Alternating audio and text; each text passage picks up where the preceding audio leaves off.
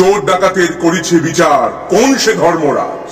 নমস্কার, সুস্বাগতম। আপনারা দেখছেন জুডোস ধামাকার নতুন পর্ব, সাথে আছি আমি জুডো। 30 নভেম্বর জিতের জন্মদিন উপলক্ষে প্রকাশিত হয়েছে কেউ বলে বিপ্লবী কেউ বলে ডাকাত এই ছবিটির একটি টিজার, যেটাকে বলা হয়েছে রয়্যাল রিভিল। এই ছবিটির পরিচালক হলেন পথিকৃৎ বসু এবং প্রডিউসার যৌথভাবে জিৎস ফিল্ম ওয়ার্কস এবং নন্দী মুভিজ। এই ছবিটি মুক্তি পাবে আগামী বছর। বিপ্লবী অনন্ত সিংহর জীবনী অবলম্বনে তৈরি হচ্ছে এই ছবি। অনন্ত সিংহ ছিলেন মাস্টারদা সূর্য সেনের একজন সহযোদ্ধা। পরবর্তীকালে তিনি র্যাডিক্যাল রাজনীতিতে যোগ দেন, এমনকি এই স্বাধীন ভারতে তার জেলও হয়েছিল।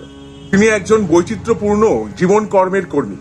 তাই টিজারে আমরা দেখতে পাচ্ছি ট্রেনে যে ডাকাতি হচ্ছে, ইংরেজদের কাছ থেকে লুণ্ঠন হচ্ছে, সেখানে ট্রেনের ওপরে বিপ্লবীরা দৌড়ে দৌড়ে আসছেন এবং ট্রেনের জানলা দিয়ে কামরার ভেতর গলে ঢুকলেন ধুতি পরা জিৎ, মুখে একটি রুমাল বাঁধা বিপ্লবী অনন্ত সিংহ।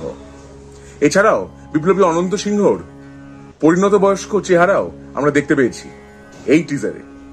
ছাতা মাথায় জিৎ বসে আছেন, আর একদম শুরুতে ভারতের পতাকা আমরা যখন দেখলাম, তারপরে শুনতে পেলাম টোটা রায়চৌধুরীর কণ্ঠস্বর।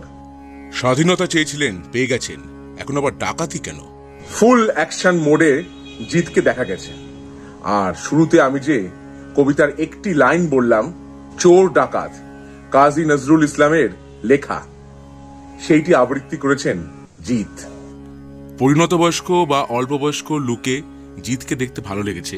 এবার প্রশ্ন হচ্ছে, বিপ্লবী অনন্তলাল সিংহর সঙ্গে জিতের চেহারার সাদৃশ্য কতটা আছে?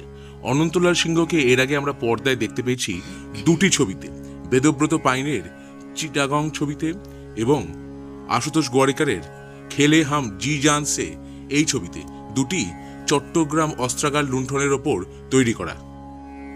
দুটি ছবিতে অনন্ত সিংহর চরিত্রে অভিনয় করেছিলেন যথাক্রমে মনিন্দর সিং এবং জয়দীপ আলাওয়াট। প্রথমেই বলি, এই টিজারের আমার সবচেয়ে যেটা ভালো লেগেছে, এইরকম একজন ব্যক্তিত্বকে নিয়ে এই যে ছবিটা হচ্ছে, সেটাই আমার সবচেয়ে ভালো লেগেছে। আর মার্শাল আর্টসের যে ভঙ্গি আমরা দেখেছি সেটাও ভালো লেগেছে। যদিও ভারতীয় চলচ্চিত্রেই পূর্বে আমরা অনেকবার দেখেছি, তবুও সঠিক প্রযোজ্য হয়েছে এখানে। প্রসঙ্গত, অনন্ত সিংহর অটোবায়োগ্রাফির নামও কেউ বলে বিপ্লবী কেউ বলে ডাকাত।